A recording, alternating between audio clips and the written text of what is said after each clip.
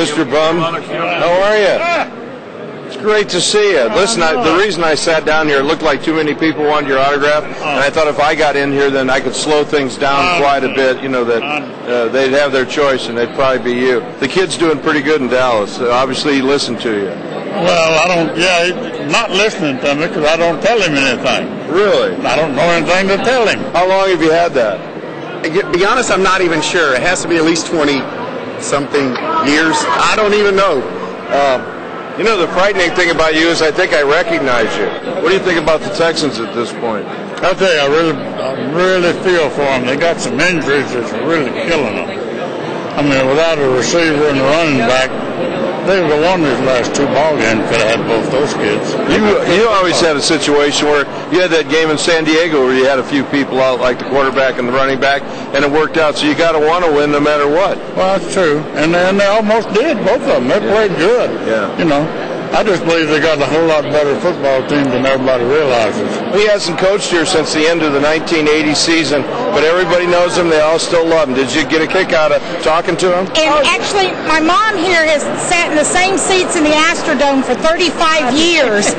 She was one of the first season ticket holders with the Oilers, and we watched the first game and the last game over there. Oh, you're not still sitting there, are you? No, and it's an honor to have a man of Bum Phillips' caliber to still be associated with the Houston sports team. And, you know, I mean, you're part of that too, Craig. I mean, it's like everybody. Bum and I have a lot in common. Y'all do. And, you know, and love you, Blue. It's always great to see some of the old folks, you know, hanging around. It's still fun coming here to Houston and signing? Anywhere in Houston, yeah. All right, I don't want to hold the fans up. They're going to start throwing things at me. Hey, and if that isn't enough old-time football, how about another old-timer? Mark Vandermeer, rock and roll.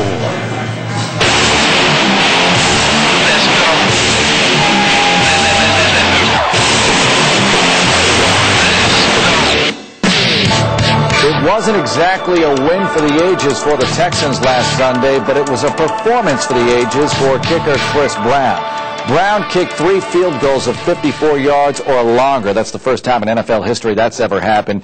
Inexplicably, the week before, he missed a 25-yarder, kind of like the great golfer who occasionally misses a 3-foot putt. Where does this leave the Texans now? Well, they're 3-2 going into Jacksonville on Sunday. They still have problems running the football, but hope to get Ahman Green back for Sunday's game against the Jaguars. They're pretty good against the run, by the way, with Henderson and Stroud manning the defensive tackle positions.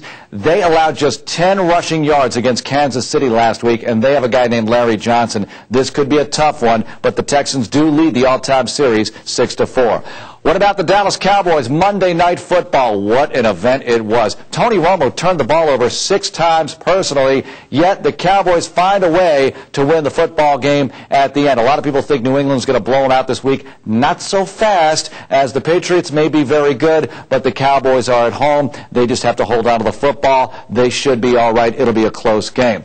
What about college football? Well, the Aggies lead the Big 12 in the what were they thinking department. Last week it was Coach Fran and that $1,200 newsletter. This week, Jaworski Lane guaranteeing victory over Texas Tech. Not a good idea. By the way, what are you going to give to the fans, Jaworski, if you don't come through? Your scholarship back? I don't think they're going to take it. The University of Texas in a bit of trouble. 2 Big 12 losses already and a tough schedule down the lane with Texas A&M, with Texas Tech. It could be a really rough year, maybe the roughest for Mack Brown since he started at the 40 acres. Good luck to both Rice and the Cougars in the Bayou Bucket. We don't want to take sides here, but the Cougs look pretty good in a loss against Alabama last week. Rice, hey, they beat Southern Miss on the road a week and a half ago. That was pretty good. Thanks for watching the Blitz. Thanks to our sponsors, I.W. Marks, and of course, Food Town. The Blitz is brought to you by I.W. Marks Jewelers, your hometown jewelers at Bel Air Boulevard in Houston and Town Center Boulevard in Sugar Land, and your 25 neighborhood Food Town supermarkets.